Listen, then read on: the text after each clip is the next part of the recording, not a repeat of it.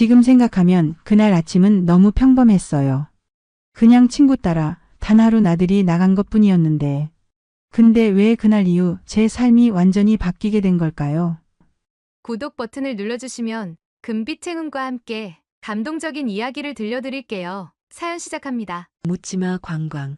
이름부터 수상했죠.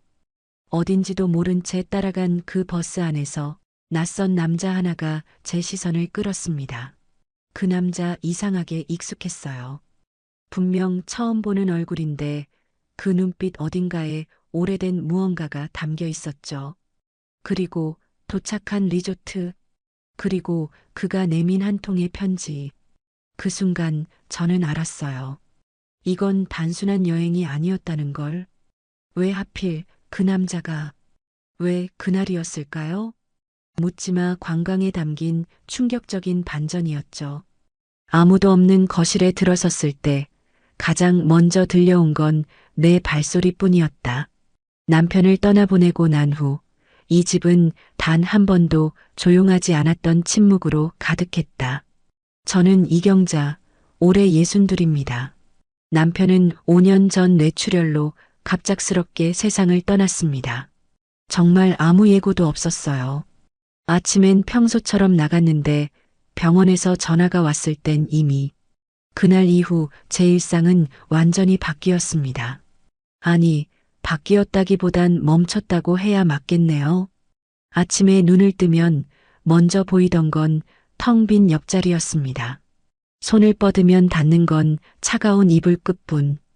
혼자 앉은 식탁에서 먹는 밥맛은 그냥 의무였고요. 텔레비전을 켜도 뉴스든 드라마든 웃을 일이 없더라고요. 무엇보다도 힘들었던 건 하루 종일 한마디도 하지 않는 날이 많아졌다는 거예요. 사람하고 눈을 마주치는 일조차 없으니까 말도 점점 줄어들더라고요. 우리 집은 이제 너무 조용합니다. 아니, 조용하다 못해 무섭게 느껴질 때도 있어요. 남편 옷이 걸린 옷장, 그 흔적 하나하나가 아직 그대로인데 말이죠. 그걸 치우면 정말 끝일 것 같아서요. 자식들은 각자 출가해서 바빠요. 가끔 전화 오죠. 엄마 밥은 챙겨 드세요? 그 한마디면 고마우면서도 다시 고요가 밀려옵니다. 그 짧은 대화가 끝나고 나면 텅 빈 집안에 혼자 있는 제 모습이 더 크게 느껴져요. 사실 시간을 어떻게 보내야 할지 몰라요. 시장에 갔다가 은행에 들렀다가 슈퍼에 한 바퀴 돌고 나면 아직 오후 3시. 해가 지려면 한참 남았는데 그 시간이 참 숨막히게 느껴집니다. 그럴 때면 텔레비전 볼륨을 크게 틀거나 라디오를 켜놓고 괜히 집안을 어슬렁거려요. 그래도 사람 목소리가 들리면 조금은 덜 외로운 것 같아서요. 그런 저에게 정말 예상치 못한 전화 한 통이 걸려왔습니다. 바로 그 친구 정영숙 씨였죠. 고등학교 동창인데 몇 년 전에 남편을 먼저 떠나보냈고 그 후로도 나름 잘 지내고 있는 사람입니다. 활동적이고 사람 만나는 걸 좋아하는. 경자야, 이번 주말에 뭐해? 나랑 같이 어디 좀 가자. 그냥 그 말 한마디였습니다. 어디 가자는 건지 누구랑 가는 건지 말도 안 했는데 말이죠. 저요? 당연히 처음엔 거절했죠. 내가 뭐 그런 데를 가. 나 안 가. 집에 있을래. 근데 그 친구 가만히 안 있더라고요. 몇 날 며칠을 전화하고 문자 보내고 심지어 집 앞으로 찾아오기도 했어요. 결국 저는 그 제안을 받아들이게 됩니다. 왜냐고요? 그날 아침이었어요. 텅 빈 식탁 앞에 앉아 혼자 밥을 먹고 있는데 문득 이런 생각이 들더라고요. 언제까지 이렇게 살아야 하지? 이게 내 남은 인생의 전부일까? 그렇게 저는 그날 그 여행에 가기로 했습니다. 어디로 가는지도 모르고 누구를 만날지도 모르면서요. 말 그대로 묻지마 관광. 하지만 그 결정이 제 인생을 완전히 뒤바꿀 줄은 정말 몰랐습니다. 다음 이야기를 들으시면 여러분도 아마 믿기 힘드실 거예요. 그 사람이 누구였는지, 그리고 죽은 남편과 어떤 관계였는지 다음 편에서 말씀드릴게요. 주말 아침 저는 정영숙 씨와 약속한 대로 서울역 앞 대형마트 주차장에 도착했습니다. 예정된 집합 장소였거든요. 처음엔 제 차를 가져가려고 했는데 영숙 씨가 극구 말리더라고요. 그냥 편하게 버스 타. 기사님도 계시고 다 알아서 해줘. 우리 나이엔 좀 편하게 다니자고. 말은 일리가 있었지만 이상하게 불안했어요. 어디로 가는지도 모르고 누구와 가는지도 모르는 여행이라니. 그래도 이미 결정한 일이니 뒤로 물러설 순 없었습니다.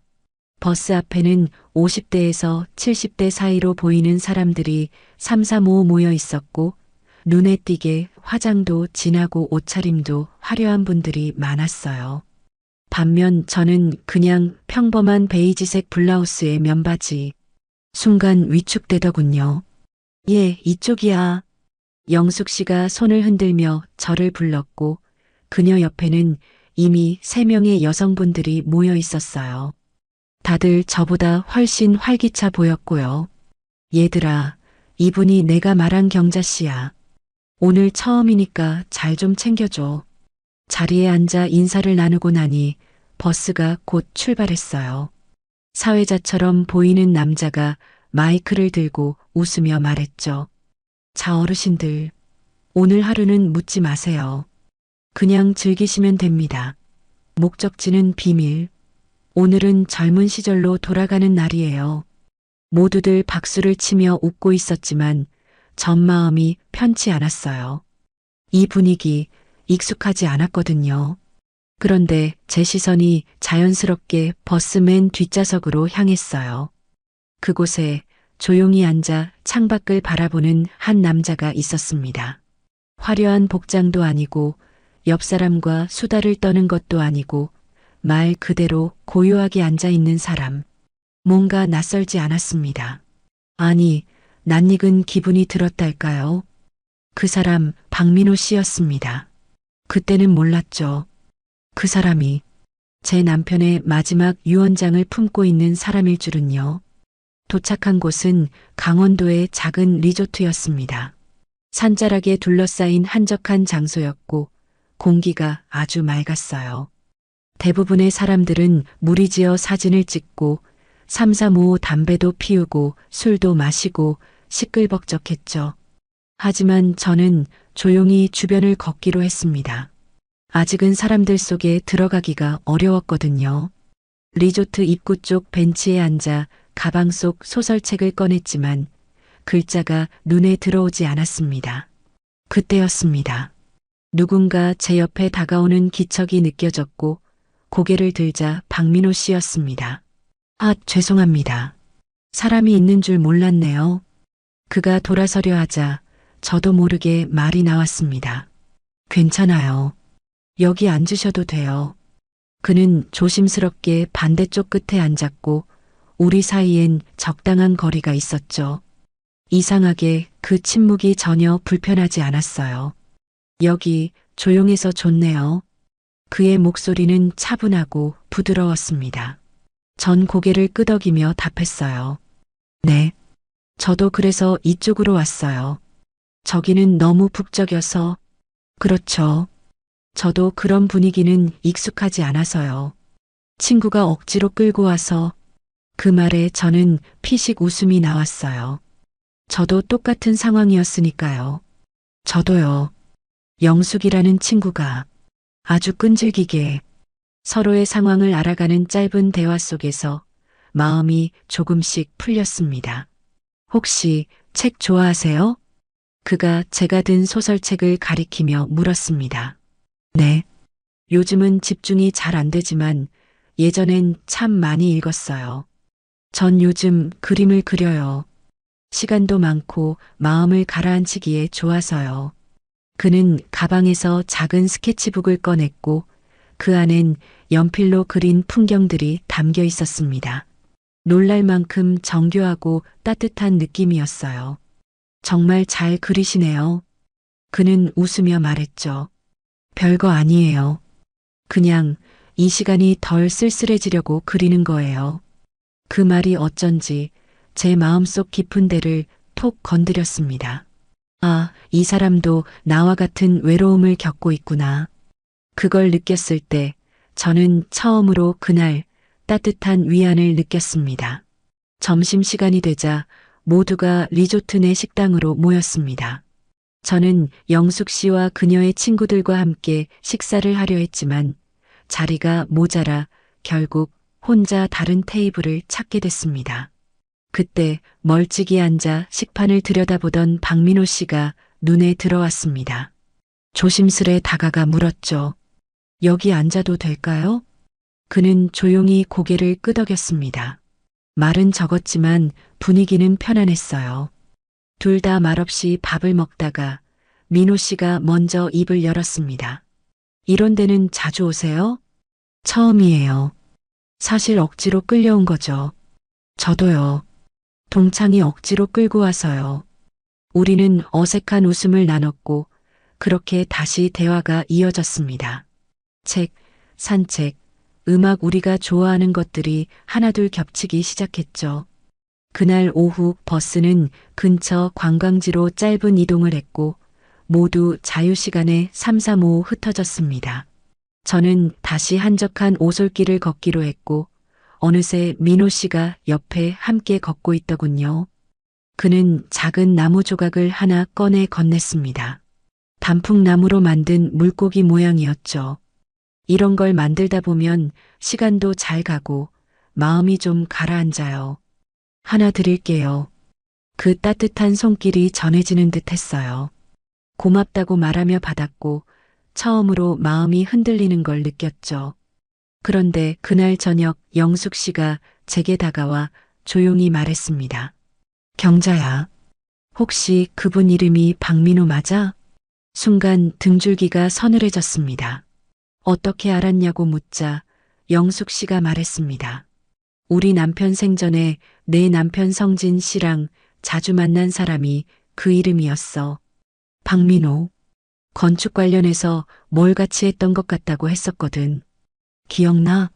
성진 씨가 자주 이름 언급했잖아. 순간 제 심장이 멎는 줄 알았어요.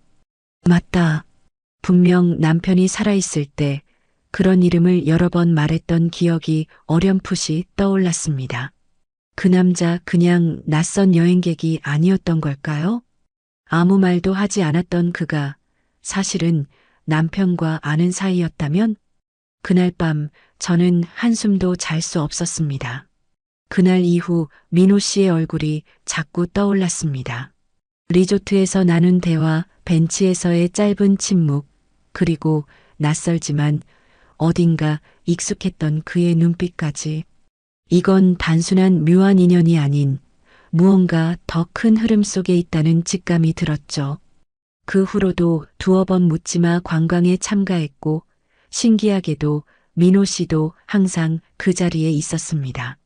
일부러 약속하지 않았는데도 버스에서 마주치고 함께 산책하고 가끔은 같은 테이블에 앉게 되곤 했습니다. 우연이라기엔 이상할 정도로 자주요. 어느 날 민호 씨가 조심스럽게 말을 꺼냈습니다. 경자 씨, 혹시 예전에 성진 형님 얘기한 적 있으시죠? 순간 가슴이 철렁 내려앉았습니다. 성진은 제 남편 이름이었습니다. 네, 어떻게 아세요?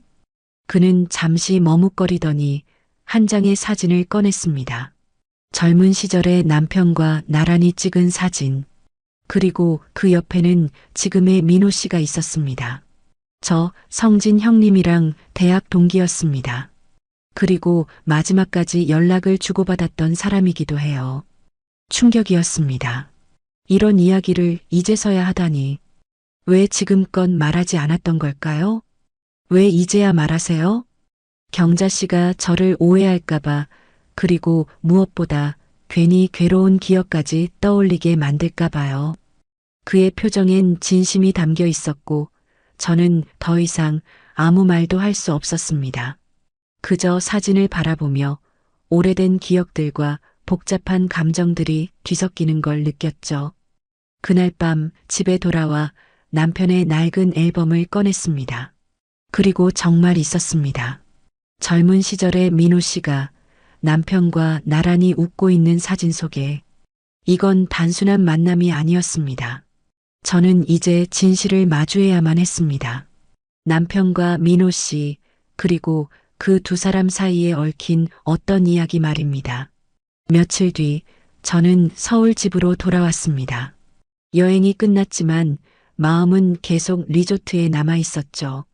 집안은 전보다 더 고요했고 그 침묵은 이번엔 조금 다르게 다가왔습니다. 생각할 것이 많았으니까요. 그날 이후 박민호 씨와는 전화로 몇 번 안부를 나누었습니다. 짧은 통화였지만 그의 목소리는 여전히 따뜻했고 차분했습니다. 그러던 어느 날 그에게서 편지가 한 통 도착했습니다. 겉봉엔 제 이름이 또박또박 적혀 있었죠. 조심스럽게 봉투를 뜯자 정갈한 글씨로 적힌 2장 분량의 편지가 나왔습니다. 경자 씨, 망설이다 결국 이렇게 글을 씁니다. 사실 성진 형님과 저 사이에는 단순한 친구 이상의 연결이 있었습니다. 그는 제게 가장 존경하는 사람이었고 저를 동생처럼 아껴주었죠. 병세가 악화되기 전에 마지막으로 만났을 때 그는 저에게 한 가지 부탁을 남겼습니다. 그 순간 제 손끝이 떨리기 시작했습니다. 편지를 읽는 눈동자도 흔들리고 있었고요. 내가 떠난 뒤 경자가 혼자 너무 힘들진 않을까 걱정된다. 민호야, 혹시라도 우연히 그녀를 다시 만나게 된다면 곁에 있어주면 안 되겠니? 그게 그의 마지막 부탁이었습니다. 저는 그 부탁을 마음 한켠에 묻어두고 있었어요. 그리고 그 여행에서 정말 우연히 당신을 다시 만났을 때 그 순간 운명이라는 말이 떠올랐습니다. 편지는 조용하지만 깊은 울림을 줬습니다. 남편이 죽기 전에 민호 씨에게 그런 말을 했었다니 그 사실이 마음을 복잡하게 만들었습니다. 그가 제게 접근한 것이 순수한 우연은 아니었단 것. 그러나 그것이 계산된 만남이라기보단 미처 말하지 못한 진심이었다는 걸 느꼈습니다. 하지만 동시에 이런 생각도 들었습니다. 그렇다면 그동안 왜 아무 말도 하지 않았던 걸까? 단지 조심스러움 때문이었을까? 아니면 뭔가 더 깊은 이유가 있는 걸까? 그리고 그날 밤 잠들기 전 문득 하나의 상자가 떠올랐습니다. 남편의 장례식 직후 그의 책상 서랍에서 발견했던 작은 나무 상자. 안엔 오래된 사진들과 몇 통의 편지, 그리고 한 봉투가 들어 있었죠. 전달하지 못한 편지 민호에게라는 글씨가 적혀 있었던 그 봉투. 그걸 저는 아직 뜯지 않고 그대로 서랍 깊숙이 넣어둔 채 5년을 보냈던 겁니다. 그 편지, 이제는 열어볼 때가 된 걸까요? 그날 밤 결국 저는 그 오래된 나무 상자를 꺼냈습니다. 두 손으로 조심스럽게 먼지를 털고 서랍 깊숙한 곳에 숨겨두었던 그 상자. 안에는 남편의 필체로 적힌 편지들과 가족 사진이 고스란히 담겨 있었습니다. 그리고 그중 유난히 무거운 느낌을 주는 하나의 봉투. 전달하지 못한 편지 민호에게. 편지를 꺼내 조심스럽게 펼쳐 읽기 시작했습니다. 민호야, 이 편지를 내가 읽을 땐 나는 이미 세상 사람이 아닐지도 모르겠다. 그런데 이 부탁은 꼭 전하고 싶다. 글씨는 휘청이듯 적혀 있었고 눈물이 번진 흔적도 엿보였습니다. 경자는 참 착한 여자다. 강한 척하지만 마음이 여린 사람이고 나 없으면 너무 외로울 거야. 민호야, 내가 그 곁을 지켜줄 수 있겠니? 내가 아닌 누군가가 그녀 곁에 있어야 한다면 난 내가 그 사람이길 바란다. 순간 숨이 턱 막혔습니다. 남편이 생전에 민호 씨에게 아예 나 대신 곁을 지켜달라는 유언을 남겼다는 사실. 이건 단순한 부탁이 아니라 유언장 같은 문장이었어요. 내 죽음이 그녀를 더 갉아먹지 않게 따뜻한 사람 곁에서 남은 삶을 웃으며 살게 해줘. 넌 그런 사람이잖아. 민호야, 부탁한다. 편지를 내려놓고도 한참 동안 움직일 수 없었습니다. 눈물이 볼을 타고 흐르는데도 닦을 생각조차 들지 않았어요. 이 모든 걸 민호 씨는 알고 있으면서 단 한마디도 하지 않았던 거예요. 다음 날 저는 전화를 걸었습니다. 박민호 씨에게요. 우리 만날 수 있을까요? 그는 놀란 듯한 목소리로 대답했습니다. 네, 언제든지요. 무슨 일 있으세요? 저 남편의 편지를 읽었어요. 당신에게 못 전했던 그 편지. 그 안에 모든 게 들어있더군요. 잠시 침묵이 흘렀습니다. 그리고 그가 조용히 말했습니다. 그걸 이제야 읽으셨군요. 그의 목소리 속에는 안도의 숨과 동시에 복잡한 감정이 얽혀 있었습니다. 그날 우리는 다시 만났습니다. 따뜻한 햇살이 내리던 오후 조용한 찻집 한 구석에서 저는 편지를 건넸고 그는 두 손으로 조심스럽게 받았습니다. 이 편지 당신도 알아야 할 것 같았어요. 그리고 이제 진짜로 말해주세요. 당신은 저에게 어떤 감정이었나요? 그는 제 눈을 바라보다 조용히 고개를 떨구며 말했습니다. 처음엔 그냥 친구의 부탁을 지켜주고 싶은 마음이었어요. 그런데 점점 그 이상이 되어버렸어요. 그 순간 저는 마음 한 구석에서 들려오는 남편의 목소리를 느꼈습니다. 경자야, 이제 너가 웃기를 바란다. 그날 이후로 저는 민호 씨와 자주 연락을 주고받았습니다.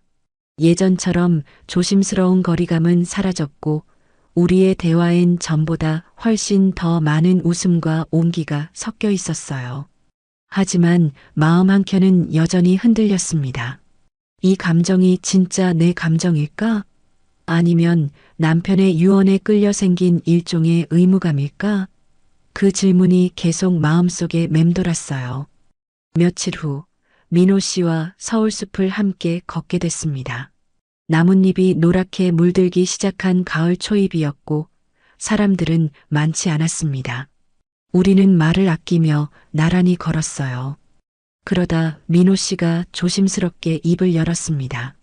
경자 씨, 한 가지 물어봐도 될까요? 네, 말씀하세요. 만약 그 편지가 없었더라도 우리 사이가 이렇게 되었을까요? 그 질문은 제 마음을 찌르는 듯 했습니다. 저도 계속 스스로에게 묻고 있었거든요. 솔직히 말하면 저도 그걸 계속 생각했어요. 내가 지금 느끼는 감정이 진짜 내 마음인지 아니면 남편의 부탁에 대한 책임감인지. 그는 말없이 고개를 끄덕였어요.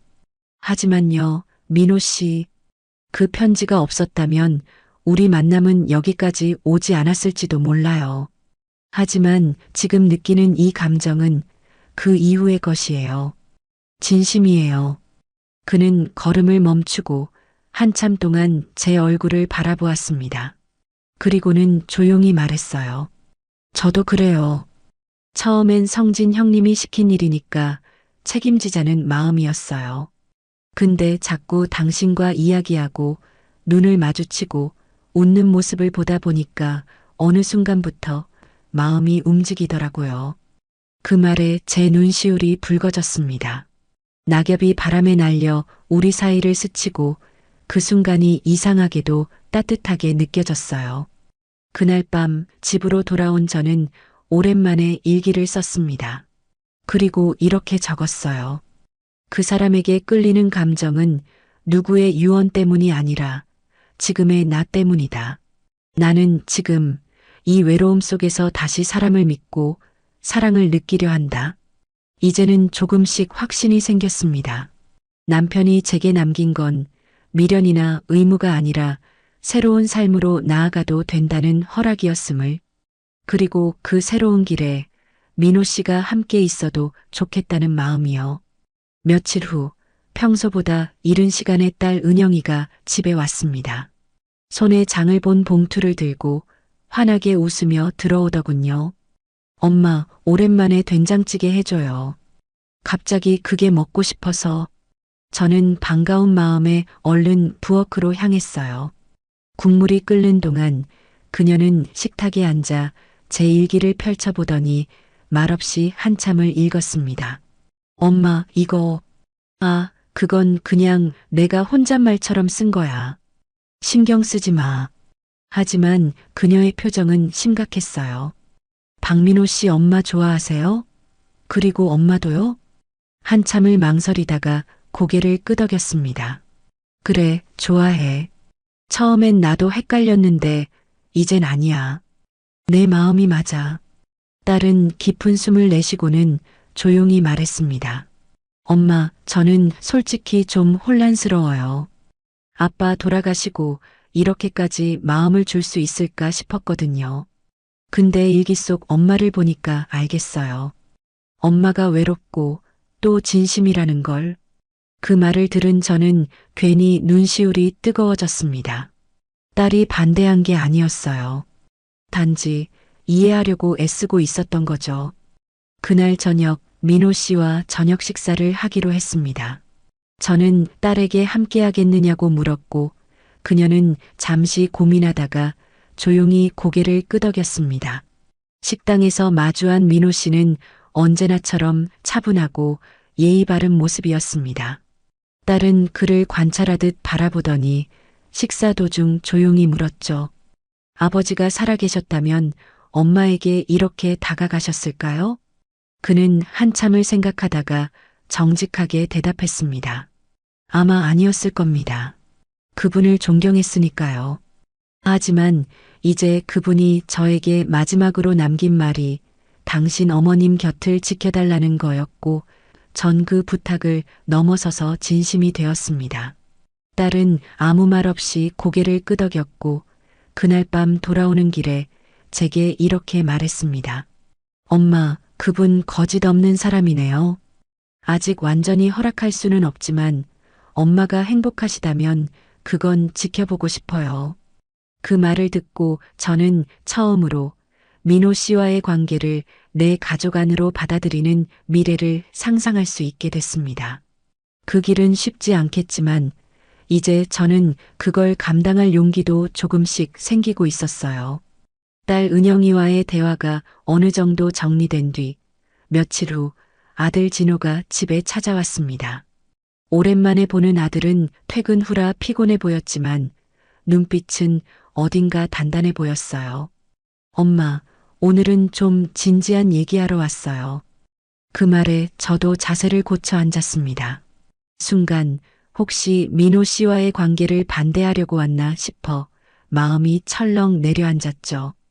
엄마, 박민호 씨 제가 알아요. 예전 아버지 장례식 때도 뵀고요. 사실 그때부터 알고 있었어요. 아버지의 친구셨다는 것도요. 뜻밖의 말에 저는 순간 말을 잇지 못했습니다. 그리고 엄마 몰래 한두 번 찾아뵌 적도 있어요. 궁금했거든요. 어떤 분인지. 진호야, 그럼 왜 이제 와서 말하는 거니? 그는 잠시 침묵하더니 고개를 들고 저를 바라봤습니다. 처음엔 믿기지 않았어요. 아버지 돌아가시고 그 자리를 누군가가 대신할 수 있다는 게 너무 받아들이기 힘들었죠. 하지만 시간이 지나면서 엄마가 점점 더 외로워지는 걸 보면서 생각이 바뀌었어요. 저는 그 말에 가슴이 뭉클했습니다. 아이에게 내 외로움이 들켰다는 것, 한편으론 부끄러우면서도 안도감이 들었어요. 박민호 씨 좋은 분이더라고요. 제가 아버지 대신은 아니지만 한 남자로서도 엄마 곁을 지켜줄 수 있겠구나 싶었어요. 진호야, 엄마, 저는 엄마가 행복했으면 좋겠어요. 우리가 지켜드리지 못한 시간을 이제 누군가가 따뜻하게 채워드릴 수 있다면 전 지지할게요. 저는 그 말을 들은 순간 무언가가 확 무너지는 느낌이었어요. 긴장, 걱정, 망설임, 그 모든 감정들이. 진호는 조용히 봉투 하나를 내밀었습니다. 그 안엔 예전에 아버지가 남긴 가족 앞으로 쓴 편지가 복사되어 있었어요. 그 편지 속엔 이런 문장이 적혀 있었습니다. 경자야, 난 내가 나 없이도 살아갈 수 있는 사람이라는 걸 안다. 하지만 누군가가 내 옆에 있다면 그걸 죄책감으로 여기지 말고 기꺼이 받아들여줘. 내가 웃는 걸 보고 싶다. 그날 밤 저는 오랜 시간 동안 편지를 품에 안고 잠들었습니다. 그리고 알았어요. 나는 이제 진짜로 사랑해도 되는 사람이란 걸. 그 후로 민호 씨와의 관계는 점점 더 가까워졌습니다. 서로의 집을 오가며 시간을 보내고 작은 여행도 다녔어요. 평범한 일상이지만 그 안에서 잊고 지냈던 따뜻함을 되찾고 있었죠. 그러던 어느 날 전화 한 통이 걸려왔습니다. 번호를 보니 낯선 지역 번호였어요. 전화를 받자마자 들려온 목소리는 낮고 굵었지만 어딘가 차가웠습니다. 이경자 씨 맞으시죠? 저는 박민호 씨와 과거 사업을 함께 했던 사람입니다. 드릴 말씀이 좀 있습니다. 순간 가슴이 철렁 내려앉았습니다. 민호 씨와 관련된 이야기는 이제 다 알고 있다고 생각했는데 아니었어요. 약속 장소는 을지로의 허름한 찻집이었습니다. 기다리고 있던 중년 남성은 저를 보자마자 명함을 건넸습니다. 작은 건축회사의 대표였고 과거 민호 씨와 몇 년간 함께 일했다는 사람이었습니다. 죄송하지만 제가 이 얘기를 꼭 해야 할 것 같아서요. 박민호 씨가 예전에 한번 크게 잘못된 투자를 하신 적이 있습니다. 그 일로 인해 제 회사도 큰 피해를 봤고요. 저는 멍한 얼굴로 그의 말을 들었습니다. 민호 씨가 그런 일을 겪었다고는 한 번도 말하지 않았거든요. 그 일 이후로 박 씨는 업계에서 사실상 손을 뗐습니다. 사적으로도 여러 사람이 다쳤고 저는 아직도 그 일에 대한 원망이 큽니다. 이 말씀드리는 건 혹시라도 또 다른 피해가 생기지 않기를 바라는 마음에서입니다. 그 말은 제 가슴에 깊은 금을 냈습니다. 민호 씨가 나와 함께할 준비를 하면서 왜 그토록 조심스럽고 조용했는지 이제야 이해가 되더군요. 그는 과거의 상처와 실수를 짊어진 채 누구에게도 부담을 주고 싶지 않았던 거예요. 집으로 돌아오는 길 마음이 너무 복잡했습니다. 그동안 우리가 쌓아온 시간들이 흔들리는 듯했고 동시에 그가 얼마나 많은 것을 감추고 있었는지에 대한 서운함도 밀려왔어요. 하지만 그날 밤 민호 씨에게 사실을 물었을 때 그는 숨기지 않았습니다. 그래요. 사실입니다. 당신에게 말하고 싶었지만 괜히 겁이 났어요. 이 모든 게 무너질까봐. 그의 눈빛에는 변명도 회피도 없었습니다. 오히려 깊은 반성과 두려움이 담겨 있었죠. 그날 저는 아무 말도 하지 않았습니다. 다만 그의 곁에 앉아 조용히 손을 잡았을 뿐이었죠. 모든 사랑이 완벽할 수는 없습니다. 하지만 상처를 마주하고도 서로를 붙잡을 수 있다면 그건 진짜 사랑이 아닐까요? 며칠 동안 민호 씨와의 연락을 끊었습니다. 무언가를 정리하고 싶었어요. 그의 과거를 알게 된 뒤 마음속엔 실망과 안타까움이 엉켜 있었죠. 하지만 동시에 그런 진실을 감추려 하지 않은 그의 용기에도 마음이 흔들렸습니다. 고요한 밤 그의 편지가 도착했습니다. 손글씨로 정성스럽게 적힌 봉투를 여는 손끝이 떨렸습니다. 경자 씨, 당신을 만나고 나서 저는 다시 누군가를 진심으로 걱정하고 생각하게 됐습니다. 제 과거는 사라질 수 없지만 그 과거 속에서 제가 배운 건 진실된 감정은 절대 숨길 수 없다는 겁니다. 편지를 다 읽은 뒤 저는 결심했습니다. 나도 진심을 지키고 싶다고. 며칠 후 다시 민호 씨를 만났습니다. 낙엽이 수북이 쌓인 공원의 벤치에서 우리는 마주 앉았습니다. 그는 미안한 눈빛으로 조심스럽게 제게 물었어요. 이제 나를 봐도 예전처럼 웃을 수 있을까요? 저는 대답 대신 조용히 그의 손을 잡았습니다. 당신은 예전에도 나를 속이지 않았고 지금도 거짓 없이 내 앞에 있어요. 나 그걸 믿어요. 그의 눈에 눈물이 맺혔습니다. 서로를 바라보며 긴 시간 동안 말없이 앉아 있었습니다. 하지만 그 침묵은 따뜻했고 편안했습니다. 그날 이후 우리는 다시 조심스럽게 함께 걷기 시작했습니다. 매주 일요일마다 함께 점심을 먹고 오후엔 산책을 하며 지난 한 주를 나누었습니다. 사람들은 그를 다시 보기 시작했고 저 역시 더 당당해졌습니다. 과거는 우리를 묶는 족쇄가 아니었습니다. 오히려 그 상처들이 우리를 더 깊이 이해하게 만들었죠. 민호 씨도 더 이상 과거에 갇히지 않았고 저 역시 더 이상 그를 의심하지 않았습니다. 다시 쌓는 신뢰는 처음보다 더 단단했고 더 깊었습니다. 이제 우리 둘은 서로에게 가장 믿을 수 있는 사람이 되어가고 있었습니다. 그날도 평소처럼 민호 씨와 점심을 먹고 산책을 하던 오후였습니다. 늦가을 햇살이 부드럽게 내리쬐고 낙엽이 바스락거리는 길을 함께 걷고 있었죠. 경자 씨, 그가 걸음을 멈추고 저를 바라보았습니다. 그의 눈빛은 언제보다 진지했고 어딘가 결심한 듯 보였습니다. 혹시 우리가 함께 사는 건 어떨까요? 그 한마디에 저는 심장이 철렁 내려앉는 듯한 기분이 들었습니다. 결혼이라는 말은 하지 않았지만 그 의미는 분명했어요.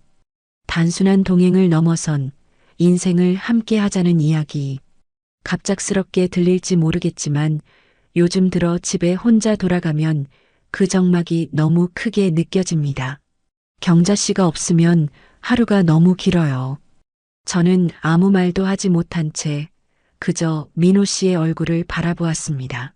너무 고맙고 따뜻하면서도 한편으론 두려웠어요. 다시 누군가와 함께 산다는 것, 모든 일상을 나눈다는 것, 그건 쉬운 일이 아니니까요. 그는 제 손을 잡고 조용히 말을 이었습니다. 나는 성진 형님이 남긴 말보다 지금 당신과 함께하고 싶은 내 마음을 더 믿고 있어요. 그래서 묻는 거예요. 당신도 같은 마음이라면 우리 함께 살아보지 않겠어요? 그날 밤 저는 오래도록 잠을 이루지 못했습니다. 그의 제안이 너무 갑작스럽기도 했고 마음 한켠의 두려움도 여전했어요. 하지만 동시에 설렘과 기대도 분명히 존재하고 있었습니다. 다음 날 햇살이 부엌 창문을 통해 조용히 들어오던 아침, 저는 전화를 걸었습니다. 민호 씨, 어제 말이에요. 저도 같은 마음이에요. 함께 살아봐요. 천천히 서로를 배려하면서 전화기 너머에서 들리는 그의 숨소리가 미세하게 떨렸습니다. 그리고는 짧은 대답. 정말 고마워요, 경자 씨.